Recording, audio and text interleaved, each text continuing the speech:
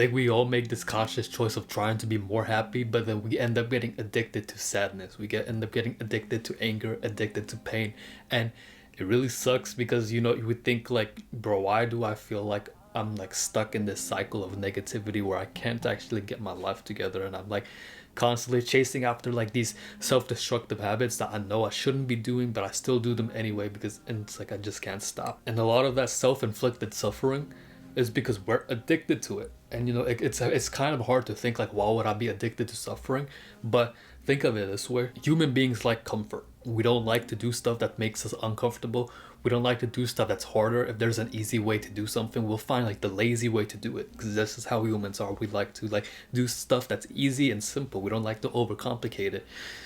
And so if you go through like this long period of your life where you don't really feel happy, you don't really like enjoy your life, but you go through like constant suffering, you're like constantly fighting depression or anxiety, when you're out of that state, you feel like something is wrong. You feel like, okay, so I'm not depressed anymore, my life doesn't suck anymore, my life's actually doing good, but I don't enjoy it. I feel like something is missing. This is why we'll go back to like an old song we used to listen to like years ago, because it brings like that sort of comfort back to us. That comfort feeling we get every time we listen to it, we get addicted to it. I remember when I was in high school, and whenever I felt sad, whenever I felt like something was wrong, instead of trying to make myself feel better, because like, why would I try to do that? I would listen to like this emo music, bro, like emo rap music, like people like Juice WRLD and X talking about their own struggles with mental health, talking about how they hate their lives and they just want to like end themselves or something. This is what made me feel better. Listening to somebody else talk about their own sadness as if it's my own,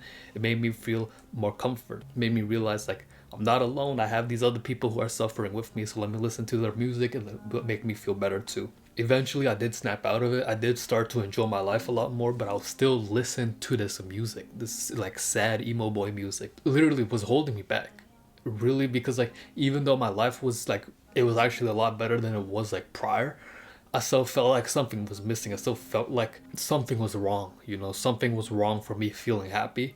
And I would listen to this music again, and it's like, that's like the only way that would like cheer me up. It's like, by making me feel sad, that's how I would be happy. It's like, it's kind of like backwards thinking, but it's like when you associate safety and comfort with something that like brings you like pain or like suffering, because that's like, it's all you've known for like this like a long period of your life, this cycle of like negative cycle that you've thrown yourself into for such a long period of time, you start associating safety with that, you start associating comfort with that. So when you're out of that cycle, you feel like something is wrong.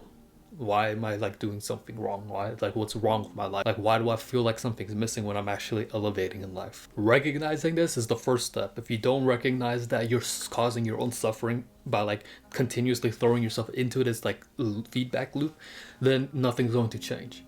Nothing's going to change if nothing changes, So if you don't recognize there's a problem, then you won't actually want to try and solve the problem.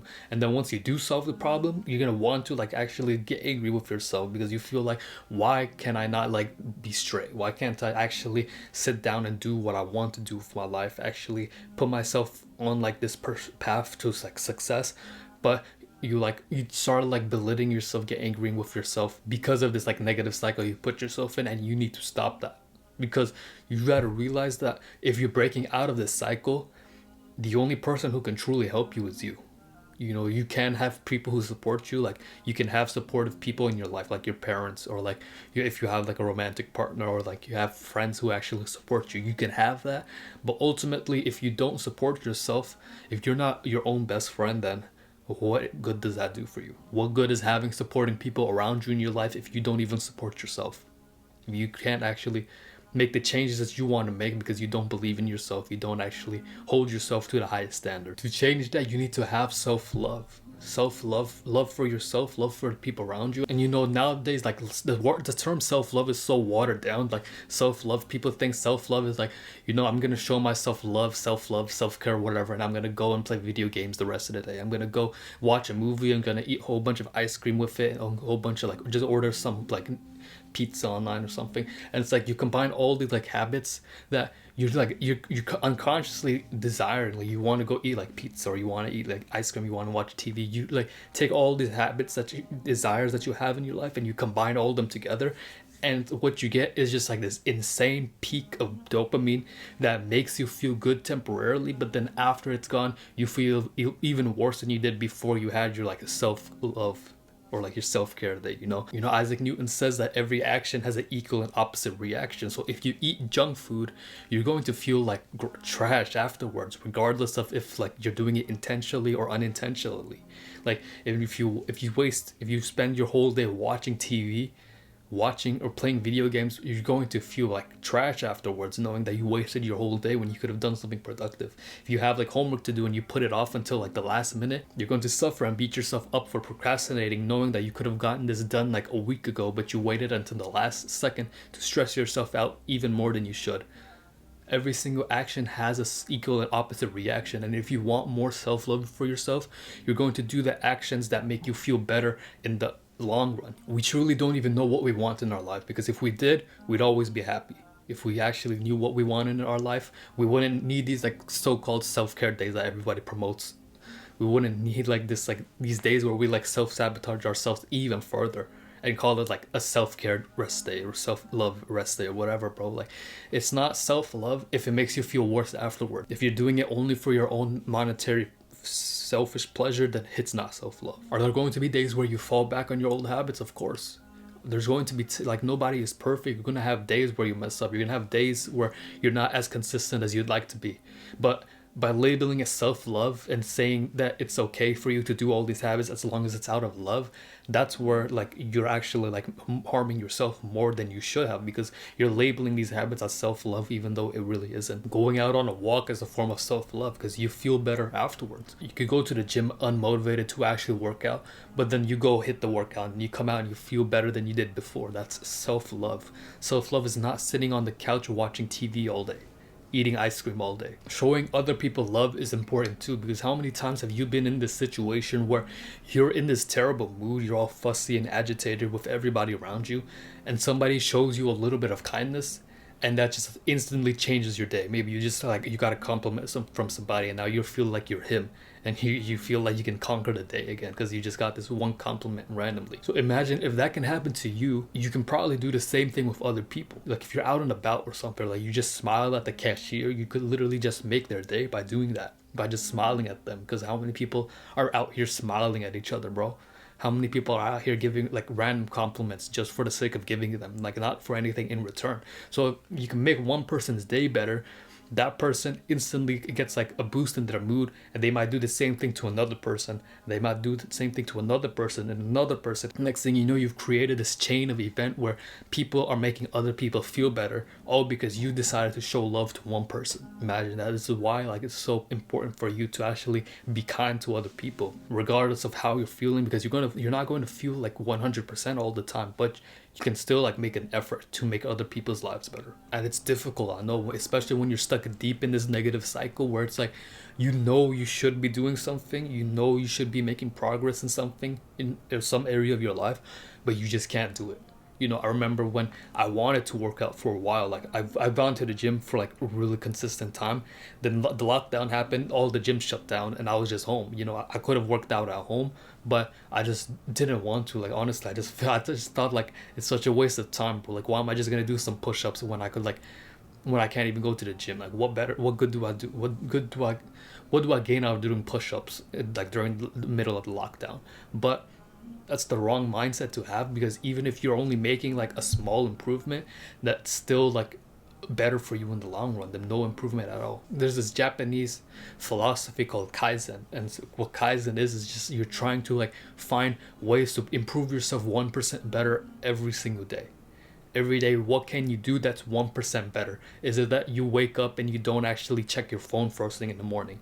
That could be like 1% better. Maybe you actually do want to work out. You have this workout plan that you want to do, but you're so overwhelmed by actually hitting this whole workout that you don't end up doing it. Why not just start with one push-up today? One push-up is better than 0 push-ups, right? So effectively, even if you're doing one push-up a day, that is like 100 times better than if you're doing nothing at all. Then maybe you could level that up to 2 push-ups and 3 push-ups, So what can you do today that's like 1% better than what you're currently doing? When you're making these 1% improvements every single day, you realize that you are slowly creating this positive loop for yourself again, and like you're slowly getting out of this negative cycle you've been in, because change doesn't happen instantly. Because the negative cycle you were in previously, it wasn't because of one thing, it's because of like multiple things that compounded on each other. Eventually, once you stack all these 1% on top of each other, you'll realize that you are no longer in this negative cycle that you were to begin with. Because the cycle that you got yourself into was like a collection of 1% worse every single day. You were like 1% worse at everything you did, and it like slowly compounded into this cycle that you got yourself into. So to reverse that, you'd have to do 1% better every single day to reverse it. Change doesn't happen overnight, because you know that with the cycle that you got yourself into, you didn't like wake up one day feeling terrible.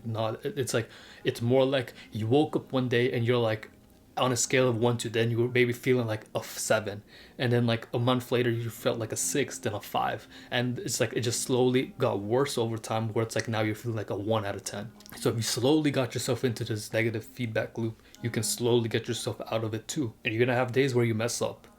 You're gonna have days where you feel like, I just made all this progress just for me to fall back. And and it's like you like continuously like going up and down, like thinking that you're not going anywhere, but you really are. Your life is like a stock market. Like, you can invest right now to improve your life. You're gonna go up and up and up. When you go down, you might go down a little bit, right? But once you start going back and improving yourself again, you go back up again. It's like you zoom out and you see like this like little like downtime where you went down a little bit. It's like really insignificant when you look at the big picture and see that you're still like further ahead than you were when you first started. So don't let like your own mind trick you into thinking, oh, look at you, bro, you messed up, now you're gonna be a failure the rest of your life. Like, it doesn't work like that. And you also need to understand that failures are opportunities for growth. You can only truly grow and learn if you're failing, because if you fail, you realize this does not work, let me try something else, and you keep trying different things until you find something that works for you and that actually helps you become more successful. The more mistakes you make, the more chances you are of finding success. That's just like how the laws of probability work. The more mistakes you can make, the better, honestly. It doesn't feel like that because we've been taught that failure is bad. We're taught by schools that if you get like below a 70, you're failing the class or something, So it's like we're taught that failure is bad, when in actuality, like, failing is probably the best thing you could do for yourself.